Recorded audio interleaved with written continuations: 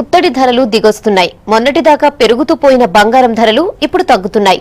పెద్ద నోట్ల రద్దు తర్వాత సేల్స్ పడిపోవడంతో పాటు అంతర్జాతీయ మార్కెట్ ప్రభావం గోల్డ్ రేట్స్ పై పడింది.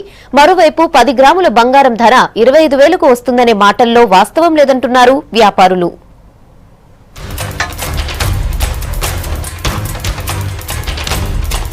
బంగారం ధరలు తగ్గుతున్నాయి. ప్రస్తుతం హైదరాబాద్ మార్కెట్లో 10 గ్రాముల ప్యూర్ గోల్డ్ 32,000 మార్క్ నుంచి 29,000కు చేరింది. 10 గ్రాముల 22 క్యారెట్ల ఆర్నమెంట్ గోల్డ్ 27,000 దగ్గర ట్రేడ్ అవుతోంది. సిల్వర్ కూడా అదే స్థాయిలో పతనమైంది. కేజీ సిల్వర్ హైదరాబాద్ మార్కెట్లో 41,220 రూపాయలు పలుకుతోంది.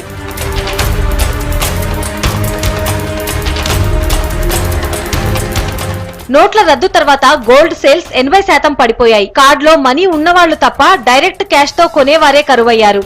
అయితే బంగారంపై కేంద్రం పెట్టిన ఆంక్షలతో సేల్స్ మరింత పతనమయ్యాయి. అత్యవసరం అనుకున్నవారు తప్ప ఇంకెవరూ కొనడానికి ముందుకు రావటం లేదు.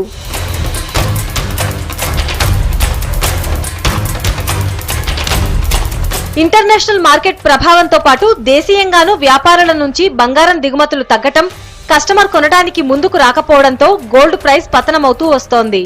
సో లాస్ట్ మంత్ 8 నుంచి తగ్గుతూనే ఉంది కానీ పెరగటం అంటూ లేదు. ఇప్పుడు సేల్స్ కూడా బాగా పడిపోయింది. ఇప్పుడు సెంట్రల్ గవర్నమెంట్ ఇచ్చే క్లియరెన్స్ను బట్టే ఇప్పుడు సేల్ అనేది ఉంటుంది. సేల్స్ అంటూ 80-90% పడిపోయింది. ఇప్పుడు కూడా మీరు చూస్తున్నారు సేల్ అనేది ఏం పెద్ద లేదు.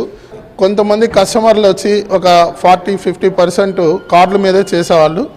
కొంతమంది వచ్చే లోపల క్యాష్ పే చేసేవాళ్ళు. ఇప్పుడు లాస్ట్ 1 వీక్ 10 డేస్ నుంచి చిన్న ఏదైనా పర్చేస్ చేస్తే ఆల్మోస్ట్ కార్డు మీద చేస్తున్నారు, లేకపోతే చెక్ ఇస్తున్నారు. గోల్డ్ రేట్ ఇంకా తగ్గుతుందన్న మాటల్లో వాస్తవం లేదంటున్నారు వ్యాపారులు. 1000 రూపాయలు కొంచెం అటు ఇటు కావచ్చని 25,000కు మాత్రం దిగదంటున్నారు. బంగారం కొనాలనుకునే వారికి ఇదే కరెక్ట్ టైం అని చెప్తున్నారు. జనవరిలో ప్రైస్ పరుగులు పెడుతుందే కానీ తగ్గదని ధీమా వ్యక్తం చేస్తున్నారు. బంగారం బాగా తగ్గింది.